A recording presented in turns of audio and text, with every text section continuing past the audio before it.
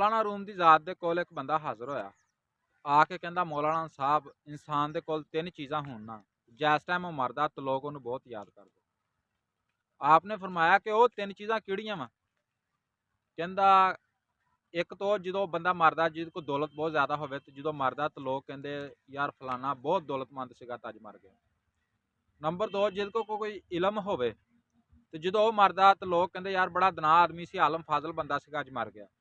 Number 3 जिहदे कोल कोई हुनर होवे वो मरदा ना तो लोग कहंदे यार बड़ा कारीगर बंदा सी अज दुनिया तो तुर गया। तो मौलाना साहब मेरे कोल तो कोई चीज़ भी ऐसी है नहीं कि लोग मैनू मरन तो बाद याद करन। तो मौलाना साहब ने फरमाया कि 2 काम करया कर। उन्हें पूछा मौलाना साहब वो किहड़े 2 काम? आपने फरमाया कि माफ़ी मंगन च पहल करया कर तो माफ़ करन च पहल करया कर।